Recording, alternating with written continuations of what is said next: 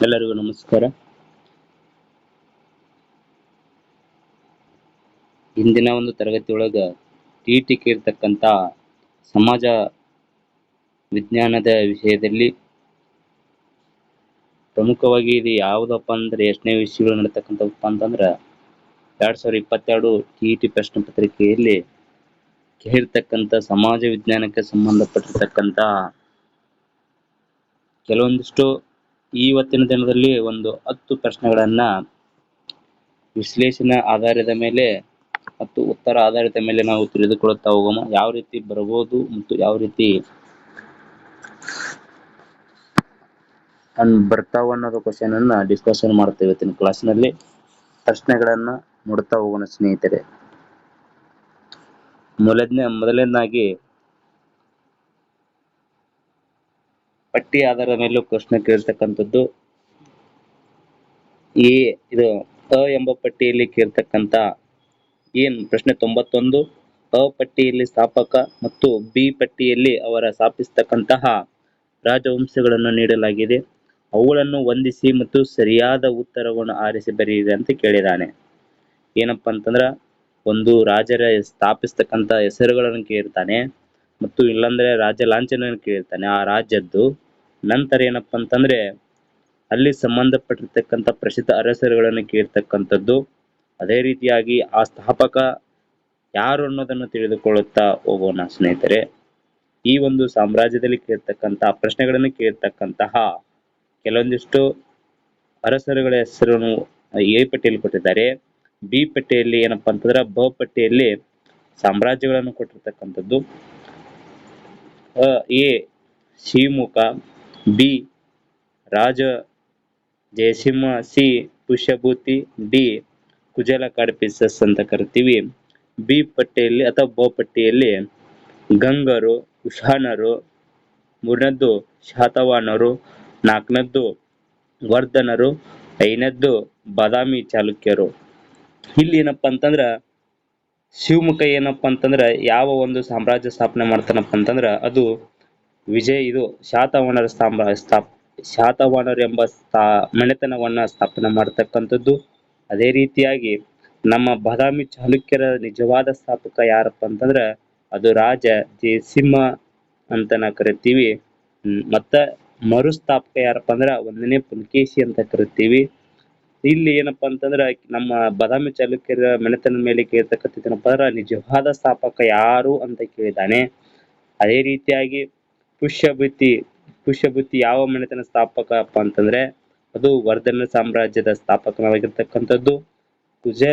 ಕುಜಲ ಕಾಡ್ಫಿಸಸ್ ಇವ ಏನಪ್ಪಾ ಅಂತಂದ್ರ ಕುಶಾನರ ಸ್ಥಾಪಕವಾಗಿರ್ತಕ್ಕಂಥದ್ದು. ಇಲ್ಲಿ ಯಾವುದು ಅಲ್ಲ ಅಂತಂದ್ರೆ ಗಂಗರ ಮನೆತನ ಸ್ಥಾಪಕ ಯಾರಪ್ಪ ಅಂತಂದ್ರ ದಡಿಗ ಮತ್ತು ಮಾಧವ ಅಂತ ನಾವು ಕಾಣ್ಬಹುದು.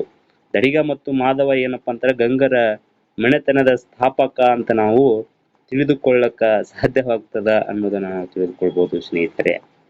ಅದೇ ರೀತಿಯಾಗಿ ನಾವು ಪ್ರಮುಖವಾಗಿ ಇಲ್ಲಿ ನುಡಿದಾಗ ಆ ಮನೆತನದ ಪ್ರಬುದ್ಧ ಕುಶಾನರ ಮನೆತನದಲ್ಲಿ ಕೇಳ್ತಕ್ಕಂಥ ಕನಿಷ್ಕವಾಗಿರ್ಲಿ, ಶಾತವಾಹನರ ಗೌತಮಿಪುತ್ರ ಶಾತಕರ್ಣಿ ಪ್ರಸಿದ್ಧ ಅರಸರಾಗಿರಲಿ, ಆಲ ಬರೆದಿರ್ತಕ್ಕಂಥ ಗೌತಮಿ ಇದು ಯಾವುದು ತೋಯಪಿನ ಶಾತವಾಹನ ಅಂತಂತಂದು ಒಂದು ಕೃತಿಯನ್ನು ರಚಿಸ್ತಕ್ಕಂಥದ್ದು.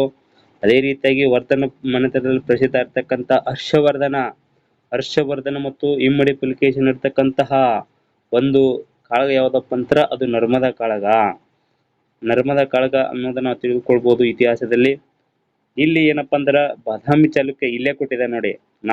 ನಾವು ಅರ್ಥ ಮಾಡ್ಕೋಬಹುದು. ಇದ ಒಂದು ಪ್ರಶ್ನೆಗಳ ಆಧಾರದ ಮೇಲೆ ನಾವ್ ಏನ್ ಮಾಡೋದಪ್ಪ ಅಂತಂದ್ರ ವಿಷಯವನ್ನು ಆಳವಾಗಿ ಅಧ್ಯಯನ ಮಾಡಲು ಸಾಧ್ಯ ಆಗ್ತದೆ. ವರ್ಧನ ಮನೆತನ ಮತ್ತು ಬಾದಾಮಿ ಚಾಲುಕ್ಯರ ಮನೆತನದಲ್ಲಿ ಪ್ರಸಿದ್ಧ ಆಗ್ತಕ್ಕಂಥ ಅರಸ ಯಾರಪ್ಪ ಅಂತಂದ್ರೆ ಇಮ್ಮಡಿ ಪುಲಕೇಶಿ ಮತ್ತು ಹರ್ಷವರ್ಧನ ಇರತಕ್ಕಂಥ ಕದನ ಯಾವ್ದಪ್ಪ ಅಂತಂದ್ರ ನರ್ಮದಾ ಕಾಳಗ ಅಂತ ನಾವು ನೋಡ್ಬೋದು. ಅಲ್ಲಿ ವಿಜಯಶಾಲಿ ಆಗ್ತಕ್ಕಂಥ ಯಾರು ಇಮ್ಮಡಿ ಪುಲಕೇಶಿ.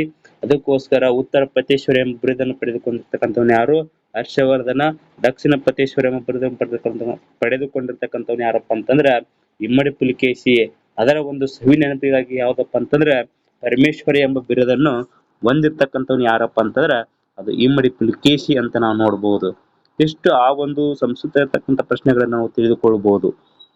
ಅದೇ ರೀತಿಯಾಗಿ 92ನೇ ಪ್ರಶ್ನೆ ಅಂತ ಬಂದಾಗ ನೋಡು ಪ್ರಶ್ನೆಗಳು ಯಾವ ರೀತಿ ಕೇಳ್ತಾ ಬರ್ತಾ ಇದ್ದಾನಪ್ಪ ಅಂತಂದ್ರೆ ಇವತ್ತಿನ ದಿನದಲ್ಲಿ ಪ್ರತಿಪಾದನೆ ಆಧಾರದ ಮೇಲೆ ಮತ್ತು ಸಮರ್ಥನೆ ಆಧಾರದ ಮೇಲೆ ಪ್ರಶ್ನೆಗಳಿಗೆ ಕೇಳ್ತಕ್ಕಂಥದ್ದು ಸ್ನೇಹಿತರೆ. ಇಲ್ಲಿ ಬರಬರ್ತಾ ಏನಪ್ಪಾ ಅಂತಂದ್ರ ನಾವು ಪ್ರಶ್ನೆಗಳು ಯಾವ ರೀತಿ ಬರ್ತಾವ, ಮೊದಲು ಒಂದು ವಾಕ್ಯದಲ್ಲಿ ಬರ್ತಿದ್ವು, ನಂತರ ಏನಪ್ಪಾ ಅಂತಂದ್ರ ಇವು ಬರ್ತಿದ್ವು ಹೇಳಿಕೆ ರೂಪದಲ್ಲಿ ಬರ್ತಿದ್ದ ಇತ್ತಿತ್ತ ದಿನದಲ್ಲಿ. ಇದರಲ್ಲಿ ಓದಿ ಅರ್ಥ ಮಾಡ್ಕೊಂಡು ಪ್ರತಿಪಾದನೆಗೆ ಸಮರ್ಥನೆ ಇರ್ತಕ್ಕಂಥ ಉತ್ತರಗಳನ್ನ ನಾವು ಆಯ್ಕೆ ಮಾಡ್ಬೇಕಾಗಿರ್ತಕ್ಕಂಥದ್ದು. 92ನೇ ಪ್ರಶ್ನೆ ಏನ್ ಕೇಳಿದಾನಂದ್ರೆ ಕೊಟ್ಟಿರ್ತಕ್ಕಂಥ ಹೇಳಿಕೆಗಳನ್ನು ಓದಿರಿ ಮತ್ತು ಸರಿಯಾದ ಉತ್ತರವನ್ನು ಆರಿಸಿ ಅಂತ ಕೇಳಿದಾನೆ. ಪ್ರತಿಪಾದನೆ ಎ, ಲಾರ್ಡ್ ಕಾರ್ನ್ ವಾಲಿಸ್ ಭಾರತೀಯರಿಗೆ ಮಾತ್ರ ಕೆಳದರ್ಜೆ ಉದ್ಯೋಗಗಳನ್ನು ನೀಡುತ್ತಾನೆ. ಇಲ್ಲಿ ಏನಪ್ಪಾ ಅಂತಂದ್ರ ಸಮರ್ಥನೆ 6, ಲಾರ್ಡ್ ಕಾರ್ನ್ ವಾಲಿಸ್ ನನು ಹಿಂದೂಸ್ತಾನದಲ್ಲಿರ್ತಕ್ಕಂಥ ಪ್ರತಿಯೊಬ್ಬ ಮೂಲ ನಿವಾಸಿಯು ಭ್ರಷ್ಟ ಎಂದು ವಾದಿಸ್ತಾನ. ಇವು ಏನಪ್ಪಾ ಅಂತಂದ್ರ ಎರಡು ಸರಿಯಾದ ಉತ್ತರ ಮತ್ತು ಪ್ರತಿಪಾದನೆಗೆ ಮತ್ತು ಸಮರ್ಥನೆಗೆ ಎರಡು ಸರಿಯಾದ ಉತ್ತರವಾಗಿರ್ತಕ್ಕಂಥದ್ದು.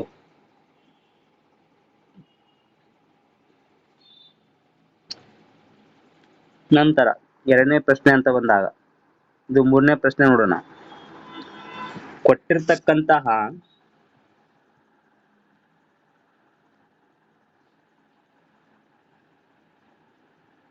ಕೊಟ್ಟಿರ್ತಕ್ಕಂಥ ಇಲ್ಲಿ ಏನಪ್ಪಾ ಅಂತಂದ್ರೆ ಕೊಟ್ಟಿರುವ ಘಟನೆಗಳ ಸರಿಯಾದ ಕಾಲಾನುಕ್ರಮಣಿಕೆಯಲ್ಲಿ ಬರೆಯಿರಿ ಅಂತ ಕೊಟ್ಟಿದ್ದಾನೆ. ನೋಡಿ ಯಾವ ರೀತಿ ಕೇಳಿದಾನೆಪ್ಪ ಅಂದ್ರ ಎ, ಭಾರತದಲ್ಲಿ ಮೊಘಲರ ಸಾಮ್ರಾಜ್ಯ ಯಾವಾಗ ಸ್ಥಾಪನೆ ಆಯಿತು? ಬಿ, ಕಾನ್ಸ್ಟಾಂಟಿನೋಪಲ್ ಟರ್ಕರ ವಶಪಡಿಸಿಕೊಂಡಿದ್ದು ಯಾವಾಗ? ನಂತರ ಸಿ, ರಕ್ಕಸ್ಕಿ ತಂಗಡಗಿ ಕದನ ಯಾವಾಗಾಯಿತು? ಭಾರತಕ್ಕೆ ಹೊಸ ಜಲಮಾರ್ಗವನ್ನ ವಾಸ್ಕೋಡಿಗಾಮ ಕಂಡಿಡಿರ್ತಕ್ಕಂಥದ್ದು ಯಾವುದು ಅಂತ ಬಂದಾಗ ಇಲ್ಲಿ ಏನಪ್ಪಾ ಅಂತಂದ್ರೆ ಅದೇ ಮೊಘಲರ ಸಾಮ್ರಾಜ್ಯ ಯಾವಾಗ ಸ್ಥಾಪನೆ ಆಯ್ತು? 1920ರಾಗ ಮೊಘಲರ ಸಾಮ್ರಾಜ್ಯ ಸ್ಥಾಪನೆ ಆಯ್ತು. ಕಾನ್ಸ್ಟಾಂಟಿನೋಪಲ್ ಟರ್ಕರ ಏನಪ್ಪಾ ಅಂತಂದ್ರ 1448 ಯಾರು 98ರಾಗ ಯಾರು ಬರ್ತಾರಪ್ಪ ಅಂತಂದ್ರ ಭಾರತಕ್ಕೆ ವಾಸ್ಕೋಡಿಗಾಮ ಬರ್ತಾನ. ಅದಾ ಅಲ್ಲಿ ಎಲ್ಲಪ್ಪ ಅಂತಂದ್ರ ಯುರೋಪನ್ನು ಬಿಟ್ಟಿರ್ತಕ್ಕಂಥ ಅಂದ್ರೆ ಪೋರ್ಚುಗೀಸ್ ಬಿಟ್ಟಿರ್ತಕ್ಕಂಥ ಎಲ್ಲಿಂದ ಯುರೋಪ್ಲಿಂದ ಇರ್ತಕ್ಕಂಥ ಯಾವ ಬಂದನಪ್ಪ ಅಂತಂದ್ರ 1497. ಇವಂದು ನಾವು ಚರ್ಚೆ ಮಾಡಿದೀನಿ ಹಿಂದಿನ ಒಂದು ಕ್ಲಾಸ್ನಲ್ಲಿ. ಯುರೋಪ್ ಒಂದು ಸಾಮ್ರಾಜ್ಯ ಅಂದ್ರೆ ಆಧುನಿಕ ಯುರೋಪ್ ಬಗ್ಗೆ ಹೇಳ್ತಕ್ಕಂಥ ಒಂದು ವಿಡಿಯೋ ಇದೆ. ಆ ವಿಡಿಯೋದಲ್ಲಿ ನಾ ಏನ್ ಮಾಡಿದಪ್ಪ ಈ ಪ್ರಶ್ನೆಗಳನ್ನು ಕೇಳಿದ್ದೇನೆ. ಅದೇ ಪ್ರಶ್ನೆಗಳು ಇಲ್ಲಿ ಬಂದಿದ್ದಾವೆ. ಇಲ್ಲಿ ಏನಪ್ಪಾ ಅಂದ್ರೆ ರಕ್ಕಸಕಿ ತಂಗಡಿಗೆ ಅಂತ ಕರಿತೀವಿ. ಇದನ್ನು ಏನಂತ ಕರಿತೀವಪ್ಪ ಅಂತಂದ್ರ ಕರ್ನಾಟಕದ ವಾಟರ್ಲೂ ಕದನ ಅಂತ ಕರಿತೀವಿ. ಇದು 1565 ಜನವರಿ 23ರಂದು ಈ ಒಂದು ಕದನ ನಡೀತದ. ಇದನ್ನು ಏನಂತ ಕರಿತಪ್ಪ ಅಂತಂದ್ರ ಕರ್ನಾಟಕದ ವಾಟರ್ಲೂ ಕದನ ಅಂತ ಕರಿತೀವಿ. ಕಾನ್ಸ್ಟಾಂಟಿನೋಪಲ್ ಟರ್ಕರ್ ವಶಪಡಿಸಿಕೊಂಡಿರ್ತಕ್ಕಂಥದ್ದು ಮೊದಲು ಅಲ್ಲಿ ವಶಪಡಿಸಿಕೊಂಡ ಸಂದರ್ಭದಾಗ ಅಲ್ಲಿ ಏನಪ್ಪಾ ಅಂತ ಟರ್ಕರ್ದನ್ನ ವಶಪಡಿಸ್ಕೊಂಡು ಹೋಗ್ತಾರ. ಅವಾಗ ಯುರೋಪಿಯನ್ ರಾಷ್ಟ್ರಗಳಿಗೆ ಏನಪ್ಪಾ ಅಂತಂದ್ರ ನಮ್ಮ ದೇಶದಿಂದ ಹೋಗ್ತಕ್ಕಂಥ ಸಾಂಬಾರ ಪದಾರ್ಥಗಳನ್ನಾಗಿರ್ಲಿ, ಅವರಿಗೆ ಅತಿಯಾಗಿ ಪ್ರೀತಿಯಾಗಿರ್ತಕ್ಕಂಥ ಆಹಾರ ಪದಾರ್ಥಗಳನ್ನು ಮತ್ತು ಮಸಾಲ ಪದಾರ್ಥಗಳನ್ನು ಭಾರತದಿಂದ ಆ ಒಂದು ದೇಶಕ್ಕೆ ರಫ್ತು ಆಗುವಂತ ಸಂದರ್ಭದಾಗ ಅಲ್ಲಿ ಏನಪ್ಪಾ ಅಂದ್ರೆ ವಶಪಡಿಸಿಕೊಂಡ್ ಬಿಡ್ತಾರೆ ಇವರು. ಅವ್ರಿಗೆ ಕಟ್ ಆಗಿಬಿಡ್ತದ. ಅವ್ರಿಗೆ ಮತ್ತೇನಪ್ಪಾ ಅಂತಂದ್ರ ಅಲ್ಲಿ ಇರ್ತಕ್ಕಂಥ ಇಲ್ಲಿಂದ ತಗೊಂಡು ಹೆಚ್ಚಿಗೆ ಮಾರಾಟ ಮಾಡುವ ಉದ್ದೇಶಕ್ಕೋಸ್ಕರ ಅವ್ರು ಏನ್ ಮಾಡ್ತಾರಪ್ಪ ಅಂತಂದ್ರ ಇಲ್ಲೇ ನಾವು ಏನ್ ಮಾಡ್ಬೋದಪ್ಪ ಅಂದ್ರೆ ಪ್ರಶ್ನೆಗಳ ಆಧಾರದಲ್ಲಿ ಇಟ್ಟುಕೊಂಡು ಅದೇ ಪ್ರಶ್ನೆಗಳಲ್ಲಿ ನಾವು ಏನ್ ಮಾಡಬಹುದಪ್ಪ ಅಂತಂದ್ರ ಲಿಂಕ್ ಇಟ್ಕೊಂಡು ಆಧಾರಿತವಾಗಿ ನಾವು ಅಧ್ಯಯನ ಮಾಡಬಹುದು. ಇಲ್ಲಿ ಸರಿಯಾದ ಉತ್ತರ ಅಂತ ಬಂದಾಗ ಫಸ್ಟ್ ಭಾರತಕ್ಕೆ ಕಾನ್ಸ್ಟಾಂಟಿನೋಪಲ್ ಟರ್ಕರು ಅವಾಗ ಬರ್ತಾರೆ. ಮೊದಲು ಬಂದಿರ್ತಕ್ಕಂಥವ್ರು ಟರ್ಕರು. ಇಲ್ಲಿ ಏನಪ್ಪಾ ಅಂತಂದ್ರ ಮೊದಲನೇ ಪ್ರಶ್ನೆ ಯಾವ್ದಪ್ಪ ಅಂತಂದ್ರ ಬಿ ಮೊದಲನೇದಾಗ್ತದ. ಡಿ, ಭಾರತಕ್ಕೆ ಹೊಸ ಜಲಮಾರ್ಗವನ್ನು ವಾಸ್ಕೋಡಿಗಾಮ ಕಂಡಿಡ್ತಾನ 1498ರಾಗ. ಅವ ಮೊಟ್ಟ ಮೊದಲ ಭಾರತಕ್ಕೆ ಬಂದಿರ್ತಕ್ಕಂಥ ವಾಸ್ಕೋಡಿಗಾಮ. ಅಲ್ಲಿ ಹಲವಾರು ಘಟನೆಗಳದಾವ ಅನ್ನೋದು ನಾವು ಹಿಂದಿನ ಒಂದು ತರಗತಿಯೊಳಗೆ ಅಧ್ಯಯನ ಮಾಡಿದ್ವಿ. ಅದೇ ರೀತಿಯಾಗಿ ರಕ್ಕಸಿಗಿ ತಂಗಡಿ ಕದನ ಹೇಳಿದ್ನಲ್ಲ, ಇಲ್ಲಿ ಭಾರತದಲ್ಲಿ ಮೊಘಲರ ಸಾಮ್ರಾಜ್ಯ ಸ್ಥಾಪನೆ ಆಗಿರ್ತಕ್ಕಂಥದ್ದು 1520ರಾಗ. ಇದು ಏನಪ್ಪಾ ಅಂದ್ರೆ 3ನೇ ಪ್ರಶ್ನೆ. 4ನೇ ಉತ್ತರ ಯಾವ್ದಪ್ಪ ಅಂತಂದ್ರೆ ರಕ್ಕಸ್ಗಿ ತಂಗಡಿ ಕದನ ಅಂತ ನಾವು ಕಾಣ್ಬೋದು. ಹೌದಾ?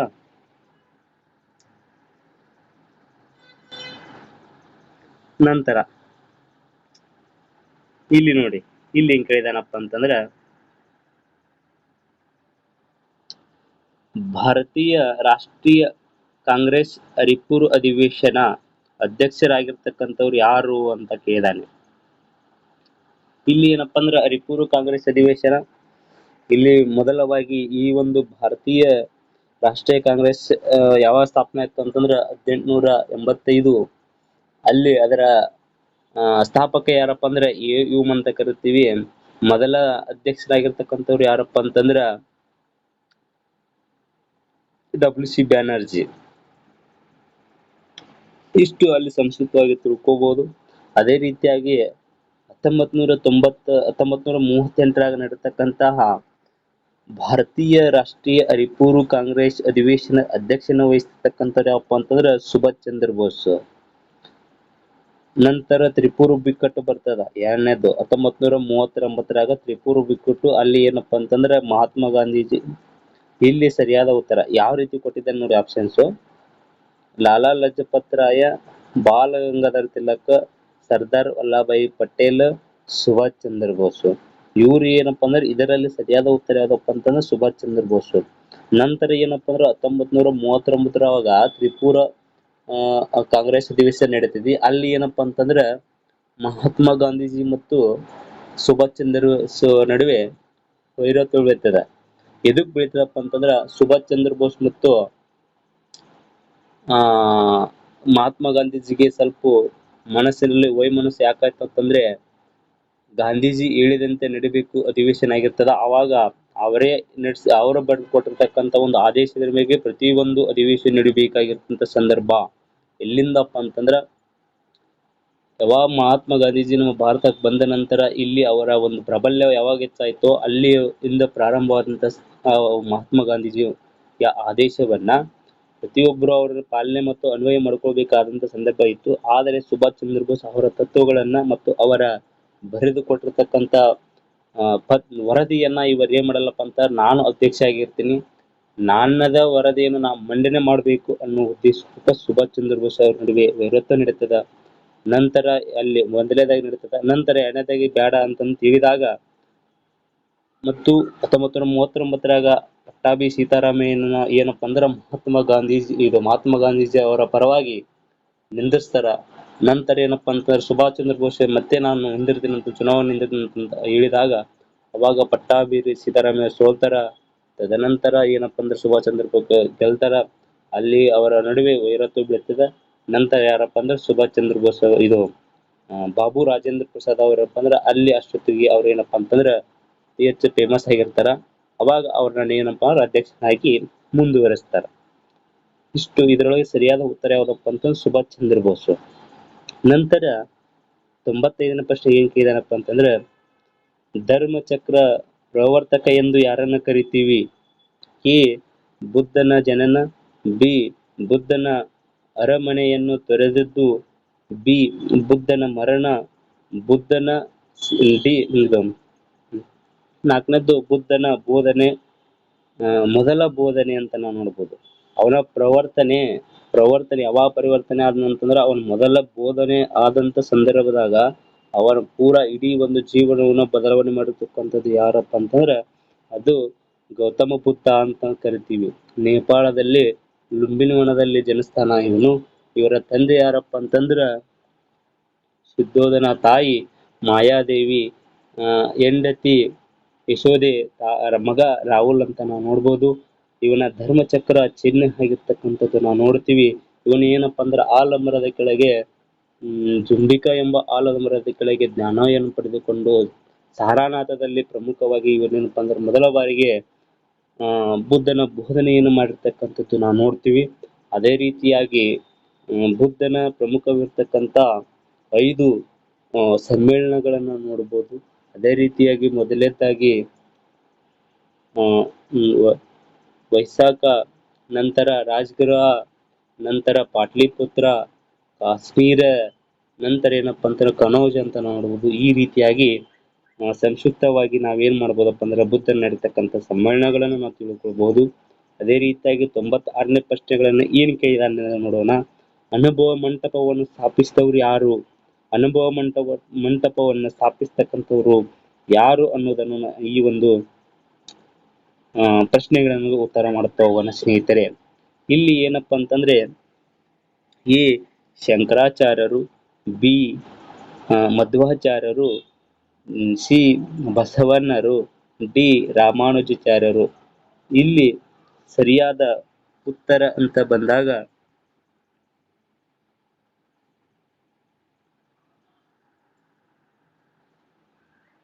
ಇಲ್ಲಿ ಸರಿಯಾದ ಉತ್ತರಪ್ಪ ಅಂತ ಬಸವಣ್ಣ. ನಮ್ಮ ಜಗಜ್ಯೋತಿ ಬಸವಣ್ಣ ನಮ್ಮ ನಾಡಿನಲ್ಲಿ ಇರ್ತಕ್ಕಂಥ ಅಥವಾ ಬಸವಣ್ಣನವರ ತತ್ವಗಳ ಆದರ್ಶ ಸಮಾಜ ಸುಧಾರಕರ ಜೀವನವನ್ನ ಮತ್ತು ಹಲವಾರು ವಚನಗಳನ್ನು ಕೊಟ್ಟಿರ್ತಕ್ಕಂಥ ಬಸವಣ್ಣನವರು ಇವ್ರು ಏನು ಮಾಡ್ತಾರಪ್ಪ ಅಂತಂದ್ರೆ ಅನುಭವ ಮಂಟಪವನ್ನ ಬಸವ ಕಲ್ಯಾಣದಲ್ಲಿ ಇಂದಿನ ಬೀದರ್ ಜಿಲ್ಲೆಯ ಬಸವ ಕಲ್ಯಾಣ ಎಂಬುದರಲ್ಲಿ ಅಲ್ಲಿ ಏನ್ ಮಾಡ್ತಾರಪ್ಪ ಅಂತಂದ್ರ ಬಸವಣ್ಣನವರು ಏನ್ ಮಾಡ್ತಾರಪ್ಪ ಅಂತಂದ್ರ ಅನುಭವ ಮಂಟಪವನ್ನು ಸ್ಥಾಪನೆ ಮಾಡ್ತಾರೆ. ಇಲ್ಲಿ ಅಲ್ಲಮ ಪ್ರಭು ಯಾರಪ್ಪ ಅಂತಂದ್ರ ಅಲ್ಲಮ ಪ್ರಭು ಅವ್ರು ಏನ್ ಮಾಡ್ತಾರಪ್ಪ ಅಂತಂದ್ರ ಇದರ ಒಂದು ಅನುಭವ ಮಂಟಪದ ಅಧ್ಯಕ್ಷರಾಗಿ ಕಾರ್ಯನಿರ್ವಹಿಸ್ತಕ್ಕಂಥವ್ರು. ಇಲ್ಲಿ ಹಲವಾರು ವಚನಕಾರರು ಮತ್ತು ಮಹಿಳಾ ವಚನಕಾರರು ಅಕ್ಕ ಮಹಾದೇವಿ, ಇದಕ್ಕೆ ಲಕ್ಕಮ್ಮ, ಇದು ಯಾರು ಆಮೇಲೆ ಮಡಿವಾಳ ಮಾಚಯ್ಯ, ಆನಂತರ ಹಲವಾರು ವಚನಕಾರರು ಈ ಒಂದು ಅನುಭವ ಮಂಟಪದಲ್ಲಿ ಕುಂತು ಅಂದಿನ ಒಂದು ಅನುಭವ ಮಂಟಪೇ ಇಂದಿನ ಒಂದು ನಮ್ಮ ಭಾರತದಲ್ಲಿ ಯಾವ್ದಪ್ಪ ಅಂತಂದ್ರೆ ಸಂಸತ್ತು ಅಂತ ಕರಿತೀವಲ್ಲ ಆ ರೀತಿಯಾಗಿ ನಾವು ಅಂದಿನ ದಿನದಲ್ಲಿ ಅವರು ಕಾರ್ಯರೂಪಕ್ಕೆ ಅಥವಾ ತಮ್ಮ ಸಮಾಜವನ್ನ ಅಥವಾ ನಮ್ಮ ಒಂದು ಎಲ್ಲಾ ಒಂದು ಮೂಢನಂಬಿಕೆಗಳನ್ನ ಮತ್ತು ಡಂಬಾಚಾರಗಳನ್ನ ಭ್ರಷ್ಟಾಚಾರವನ್ನ ತಡೆಗಟ್ಟುವ ಉದ್ದೇಶಕ್ಕೋಸ್ಕರ ಈ ಒಂದು ಸಮಾಜದಲ್ಲಿ ಎಲ್ಲಾ ಒಂದು ಗೊಂದಲಗಳನ್ನು ನಾವು ಏನು ನಿಭಾಯಿಸಬೇಕು ಅಂತಂದು ಅನುಭವ ಮಂಟಪವನ್ನು ಸ್ಥಾಪನೆ ಮಾಡಿರ್ತಕ್ಕಂಥವ್ರು ಯಾರಪ್ಪ ಅಂತಂದ್ರ ಅದು ಬಸವಣ್ಣ ಅಂತ ನಾವು ನೋಡ್ಬೋದು. ನಂತರ ಇಲ್ಲಿ ಏನಪ್ಪಾ ಅಂತಂದ್ರ ಸಿಂಧೂ ಸರಸ್ವತಿ ನಾಗರಿಕತೆಯ ಕಾಲದ ಪ್ರಮುಖ ಬಂದರು ಅಂತ ಬಂದಾಗ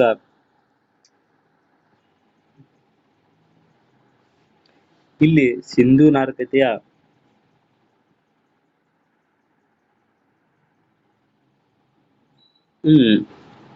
ಲೋಥಾಲ್ ಏನಪ್ಪಾ ಅಂತಂದ್ರ ಸರಿಯಾದ ಉತ್ತರ ಲೋಥಾಲ್. ಏನಪ್ಪಾ ಅಂತಂದ್ರ ಹರಪ್ಪ, ಧೋಲ್ವೀರ, ಮೊಹೆಂಜೋದಾರ.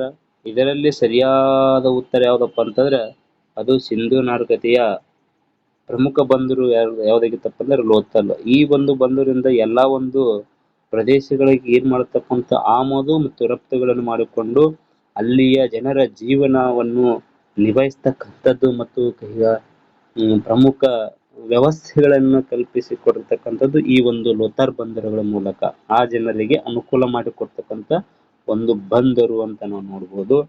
ನಂತರ ಹರಪ್ಪ ನಾಗರಿಕತೆ ಮತ್ತು ಮೊಹೆಂಜೋದಾರ ಇವು ಏನಪ್ಪಾ ಅಂದ್ರೆ ಸಂಶೋಧನೆ ಒಳಪಡ್ತಕ್ಕಂಥ ನಗರಗಳಾಗಿರ್ತಕ್ಕಂಥದ್ದು. ಇವೆರಡು ನಗರಗಳ ಸಂಶೋಧನಾ ಆದ ನಂತರ ನಮ್ಮ ಭಾರತದಲ್ಲಿ ಏನಪ್ಪಾ ಅಂತಂದ್ರೆ ಸಿಂಧೂ ನಾಗರಿಕತೆ ಉಗಮ ಆಯ್ತು ಅಂತಂದು ಹಲವಾರು ಇತ್ತು ಅಂತಂದು ಹಲವಾರು ಸಂಶೋಧಕರು ನಾವು ಕೇಳ್ಪಟ್ಟಿರ್ತಕ್ಕಂಥದ್ದು ನಾವು ಗೊತ್ತಾಗ್ತದೆ. ಇದರಲ್ಲಿ ಸರಿಯಾದ ಉತ್ತರ ಲೋಥಾಲ್. ನಂತರ ಅಡಾಲ್ಫ್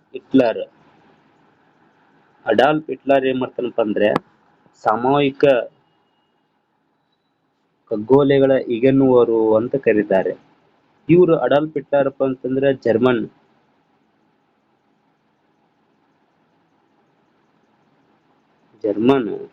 ಇವರು ಒಂದು ಆಪ್ಷನ್ ಯಾವ್ದು ಕೇಳ್ತಿದ್ರೆ ನೋಡಿ, ಹೋಲೋಕಾಸ್ಟ್, ನಾಜಿ, ಫ್ಯೂರರ್, ಗೋಬೆಲ್ಸ್. ಇವು ಏನಪ್ಪಾ ಅಂತಂದ್ರೆ ಇದರಲ್ಲಿ ನಾಜಿ ಅವರು ಪಕ್ಷ ಸ್ಥಾಪನೆ ಇದು ಅಲ್ಲ. ನಮಗಪ್ಪ ಅಂದ್ರೆ ಎಲ್ಲೋ ಕಾಸ್ಟ್ ಅಂತಂದು ಇದು ಸಂಬಂಧ ಪಡಲ್ಲ ನಮ್ಗೆ ಗೊತ್ತೈತಿ. ನಂತರ ಉಬೆಲ್ಸ್ ಅಂತಂದು ಇದೊಂದು ಕೃತಿ. ನಂತರ ಇಲ್ಲಿ ಏನಪ್ಪಾ ಅಂತಂದ್ರ ಫ್ಯೂರರ್ ಎಂಬುದು ಇದೇನಪ್ಪ ಅಂತಂದ್ರೆ ಒಂದು ಕಗ್ಗೊಲೆ, ಸಾಮೂಹಿಕವಾಗಿರ್ತಕ್ಕಂಥ ಒಂದು ಕಗ್ಗೊಲೆ, ಅಲ್ಲಿ ಇರ್ತಕ್ಕಂಥ ಜನರ ನಡುವೆ ಮತ್ತು ಅಲ್ಲಿ ಇರ್ತಕ್ಕಂಥ ಒಂದು ಸಮಸ್ಯೆಗಳ ಆಧಾರಿತವಾಗಿ ಈ ಒಂದು ಕಗ್ಗೊಲೆ ಸಾಮೂಹಿಕವಾಗಿ ಅಡಲ್ಫ್ ಹಿಟ್ಲರ್ ನಿಭಾಯಿಸಿದ ಅನ್ನೋದನ್ನು ನಾವು ಗೊತ್ತಾಗ್ತದೆ. ನಂತರ ಮೊದಲೆರಡು ಪದಗಳಿರ್ತಕ್ಕಂತಹ ಸಂಬಂಧವನ್ನು ಗುರುತಿಸಿ ಮೂರನೇ ಪದಕ್ಕೆ ಸರಿಯಾದ ಉತ್ತರವನ್ನು ಆರಿಸಿ ಬರೆಯಿರಿ ಅಂತ ಕೇಳಿದಾನೆ. ಎರಡನೇ ಆಂಗ್ಲೋ ಮೈಸೂರು ಯುದ್ಧ ಯಾವಾಗಾಯ್ತು ಅಪ್ಪ ಅಂತಂದ್ರೆ ಅದು ಮಂಗಳೂರು ಒಪ್ಪಂದದಿಂದ ಮುಕ್ತವಾಯಿತು. ನಂತರ ಮೂರನೇ ಆಂಗ್ಲೋ ಮೈಸೂರು ಯುದ್ಧ ಅಂತ ಬಂದಾಗ ಮೂರನೇ ಆಂಗ್ಲೋ ಮೈಸೂರು ಯುದ್ಧ ಇದು ಯಾವ ರೀತಿ ಕೊಟ್ಟಿದ್ದಾನೆ, ಡ್ಯಾಶ್ ಅಂತ ಕೊಟ್ಟಿದ್ದಾನೆ. ಎ ಮದ್ರಾಸ್ ಒಪ್ಪಂದ, ಬಿ ಶ್ರೀರಂಗಪಟ್ಟಣ ಒಪ್ಪಂದ, ಸಿ ಸಲ್ಬಾಯಿ ಒಪ್ಪಂದ, ಡಿ ಬೆಸ್ಸಿನ್ ಒಪ್ಪಂದ.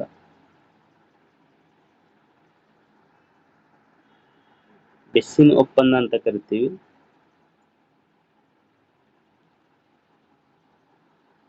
ಇದರಾಗ ಸರಿಯಾದ ಉತ್ತರ ಯಾವ್ದಪ್ಪ ಅಂತಂದ್ರೆ ಶ್ರೀರಂಗಪಟ್ಟಣ ಒಪ್ಪಂದ. ಮೂರನೇ ಆಂಗ್ಲೋ ಮೈಸೂರು ಯುದ್ಧ ಆಗ್ತದಲ್ಲ ಅವಾಗ 1792 ಈ ಒಂದು ಒಪ್ಪಂದ ಆಗ್ತದ. 1799 ಏನಪ್ಪಾ ಅಂತಂದ್ರ 4ನೇ ಆಂಗ್ಲೋ ಮೈಸೂರು ಯುದ್ಧದಿಂದ ಮುಕ್ತ ಆಗ್ತದ. ಮೊದಲೇದ್ದು ಏನಪ್ಪಾ ಅಂತಂದ್ರ 1769 ಮದ್ರಾಸ್ ಒಪ್ಪಂದ ಆಗ್ತದ. ಎರಡನೇದ್ದು ಮಂಗಳೂರು ಒಪ್ಪಂದ, ಮೂರನೇದ್ದು ಶ್ರೀರಂಗಪಟ್ಟಣ ಒಪ್ಪಂದ, ನಾಲ್ಕನೇದ್ದು ಏನಪ್ಪಾ ಅಂತಂದ್ರೆ ಶ್ರೀರಂಗಪಟ್ಟಣ ಒಪ್ಪಂದ ಅಂತ ನಾವು ನೋಡ್ಬೋದು.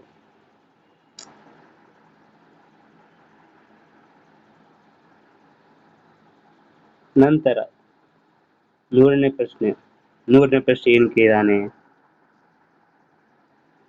ನೋಡಿ, ಯಾವ ರೀತಿ ಪ್ರಶ್ನೆಗಳು ಬರ್ತಾ ಇದ್ದಾವೆ ಅನ್ನೋದನ್ನು ನಾವು ಅಧ್ಯಯನ ಮಾಡಬೇಕು ಸ್ನೇಹಿತರೆ. ಈ ಕೆಳಗಿನ ಹೇಳಿಕೆಗಳನ್ನು ಓದಿರಿ. ಇವರು ಪ್ರಾಥಮಿಕ ಶಾಲೆಗಳಲ್ಲೇ ಶಿಕ್ಷಣ ಶುಲ್ಕವನ್ನು ರದ್ದುಪಡಿಸಿದರು. ಇವರು ಬೆಂಗಳೂರಿನಲ್ಲಿ ಭಾರತೀಯ ವಿಜ್ಞಾನ ಸಂಸ್ಥೆಯನ್ನು ಪ್ರಾರಂಭಿಸಿದರು. ಇವರು ಬೆಳಗೋಳದ ಬಳಿ ಕಾವೇರಿ ನದಿಗೆ ಅಡ್ಡಲಾಗಿ ಅಣೆಕಟ್ಟೆಗಳು ನಿರ್ಮಿಸಿದರು. ಇವರು ಭದ್ರಾವತಿಯಲ್ಲಿ ಕಬ್ಬಿಣ ಮತ್ತು ಉಕ್ಕಿನ ಕಾರ್ಖಾನೆಯನ್ನು ಸ್ಥಾಪಿಸಿದರು. ಮೇಲಿನ ಹೇಳಿಕೆಗಳನ್ನು ಸಂಬಂಧಿಸಿರುವುದು. ಈ ಒಂದು ಹೇಳಿಕೆಗೆ ಯಾವುದು ಸಂಬಂಧಿಸಿದೆ ಅಂತಂದು ನಾವು ತಿಳ್ಕೊಳ್ಬಹುದು ಸ್ನೇಹಿತರೆ. ಇಲ್ಲಿ ಮೈಸೂರ ಒಂದು ಮನೆತನದ ಮೇಲೆ ಪ್ರತಿಯೊಂದು ಪ್ರಶ್ನೆ ಪತ್ರಿಕೆಗಳಲ್ಲಿ ಕೇಳಲೇಬೇಕಾದಂತ ಪ್ರಶ್ನೆಗಳು ಮತ್ತು ಆಲ್ಮೋಸ್ಟ್ ಆಲ್ ಎಷ್ಟೋ ಒಂದು ಪ್ರಶ್ನೆ ಪತ್ರಿಕೆಗಳಲ್ಲಿ ಅಥವಾ ನಮ್ಮ ರಾಜ್ಯ ಸರ್ಕಾರದಲ್ಲಿ ಯಾವುದೇ ಒಂದು ಪರೀಕ್ಷೆಗಳು ನಡೆದರೆ ಆ ಒಂದು ಪರೀಕ್ಷೆಯಲ್ಲಿ ಮೈಸೂರು ಸಂಸ್ಥಾನದ ಮೇಲೆ, ರಾಜರ ಮೇಲೆ, ಅವರು ಅಭಿವೃದ್ಧಿ ಪಡಿಸ್ತಕ್ಕಂತ ಅರಸರುಗಳ ಮೇಲೆ ಕೇಳ್ತಕ್ಕಂತ ಪ್ರಶ್ನೆಗಳು ಹಲವಾರು ರೀತಿಯಲ್ಲಿ ಇದಾವೆ ಸ್ನೇಹಿತರೆ. ಇದು ಏನಪ್ಪಾ ಅಂತಂದ್ರ ಅಥವಾ ಒಂದನೇ ಪ್ರಶ್ನೆ ಜಯಚಾಮರಾಜ ಒಡೆಯ, 2 10ನೇ ಚಾಮರಾಜ ಒಡೆಯ, 3 ಚಿಕ್ಕದೇವರಾಜ ಒಡೆಯ, 4 ನಾಲ್ವಡಿ ಕೃಷ್ಣರಾಜ ಒಡೆಯ ಅಂತ. ಇದ್ರಾಗ ಸರಿಯಾದ ಉತ್ತರ ಯಾವ್ದಪ್ಪ ಅಂತಂದ್ರ ನಾಲ್ವಡಿ ಕೃಷ್ಣರಾಜ ಒಡೆಯರು ಅಂತ ಬರ್ತಾರೆ. ಇಲ್ಲಿ ಮೈಸೂರು ಸಂಸ್ಥಾನವನ್ನು 1600ರಲ್ಲಿ ಏನಪ್ಪಾ ಅಂತಂದ್ರ ರಾಜ ಒಡೆಯರು ಏನ್ ಮಾಡ್ತಾರಪ್ಪ ಅಂದ್ರೆ ಈ ಒಂದು 1600 ಸಾರಿ ಇವರು ಅಪ್ಪ ಅಂದ್ರೆ ಮೂಲತಃ ಎಲ್ಲಿಂದ ಬಂದವರಪ್ಪ ಅಂತಂದ್ರ ದ್ವಾರಕೆಯಿಂದ ಬಂದಿರತಕ್ಕಂಥದ್ದು ಯದುವೀರರು ಅವಾಗ ಆ ಒಂದು ಮೈಸೂರು ಸಂಸ್ಥಾನ ಸ್ಥಾಪನೆವಾಯಿತು. ಅವಾಗ ವಿಜಯನಗರ ಸಾಮ್ರಾಜ್ಯ ಪತನವಾದ ನಂತರ ಬಹುಮನಿ ಸಾಮ್ರಾಜ್ಯ ಏನಪ್ಪಾ ಅಂತಂದ್ರ ಅದಾದ ನಂತರ ಅಲ್ಲಿ ಏನಪ್ಪಾ ಅಂದ್ರ ಪಾಳೆಗಾರ ಆಗಿರ್ಲಿ, ಚಿತ್ರದುರ್ಗರಾಗಿರ್ಲಿ, ಕೆಳದಿ ಮನೆತನಗಳಾಗಿರ್ಲಿ ಅಲ್ಲಿ ಏನಪ್ಪಾ ಸಂಸ್ಥೆಗಳಾಗಿ ಡಿವೈಡ್ ಆದ ನಂತರ ಅದರಲ್ಲಿ ಸಹಿತ ಇದು ಯಾವ್ದಪ್ಪ ಅಂದ್ರೆ ಮೈಸೂರು ಸಂಸ್ಥಾನವಾಗಿರ್ತಕ್ಕಂಥದ್ದು. ಅಲ್ಲಿ ಪ್ರಮುಖವಾಗಿ ಪ್ರಸಿದ್ಧ ಅರಸರು ಅಂತ ಬಂದಾಗ ಚಿಕ್ಕದೇವರಾಜ ಒಡೆಯ ಅಂತ ಬರ್ತಾನೆ, 10ನೇ ಜಯಚಾಮರಾಜ ಅಂತ ಬರ್ತಾನೆ, ನಾಲ್ವಡಿ ಕೃಷ್ಣರಾಜ ಒಡೆಯ ಅಂತ ಬರ್ತಾನೆ, ಕಂಠೀರವ ಕೃಷ್ಣದ ಒಡೆಯ ಅಂತ ಬರ್ತಾನೆ, ಕಂಠೀರವ ನರಸರಾಜ ಒಡೆಯ ಅಂತ ಬರ್ತಾರೆ. ಇವ್ರು ಏನಪ್ಪಾ ಅಂದ್ರೆ ಮೈಸೂರು ಸಂಸ್ಥಾನದಲ್ಲಿ ಪ್ರಮುಖವಾಗಿ ಇರ್ತಕ್ಕಂಥ ಅರಸರುಗಳಂತ ನಾವು ನೋಡ್ಬೋದು. ಇಲ್ಲಿ ಏನಪ್ಪಾ ಅಂದ್ರೆ ಭದ್ರಾವತಿಯಲ್ಲಿ ಇರತಕ್ಕಂತಹ ಕಬ್ಬಿಣ ಮತ್ತು ಉಪ್ಪಿನ ಕಾರ್ಖಾನೆ ಸ್ಥಾಪನೆ ಮಾಡಿರ್ತಕ್ಕಂಥವ್ರು ಯಾರಪ್ಪ ಅಂತ ನಾಲ್ವಡಿ ಕೃಷ್ಣರಾಜ ಒಡೆಯ. ಅಲ್ಲಿಯ ಜನರಿಗೆ ಶ್ರವಣಬೆಳಗೊಳದಲ್ಲಿ ಕಾವೇರಿ ನದಿಗೆ ಏನ್ ಮಾಡ್ತಾನಪ್ಪ ಅಂದ್ರೆ ಅಣೆಕಟ್ಟುಗಳನ್ನ ನಿರ್ಮಾಣ ಮಾಡ್ತಾನ. ಅದು ಕೆ ಆರ್ ಎಸ್ ಡ್ಯಾಮ್. ಅದರ ಒಂದು ಸವಿ ನೆನಪಿಗೋಸ್ಕರ ನಾಲ್ವಡಿ ಕೃಷ್ಣರಾಜ ಒಡೆಯ ಅಂತಂದು ಕೆ.ಆರ್.ಎಸ್ ಡ್ಯಾಮ್ ಅನ್ನ ಯಾರು ಸರ್ ಎಂ ವಿಶ್ವೇಶ್ವರಯ್ಯವರ ಒಂದು ನೇತೃತ್ವದಲ್ಲಿ ಆ ಒಂದು ಸಾಮ್ರಾಜ್ಯವನ್ನ ಆ ಒಂದು ಅಣೆಕಟ್ಟನ್ನು ನಿರ್ಮಾಣ ಮಾಡಿರ್ತಕ್ಕಂಥದ್ದು ನಾವು ನೋಡ್ತೀವಿ ಸ್ನೇಹಿತರೆ.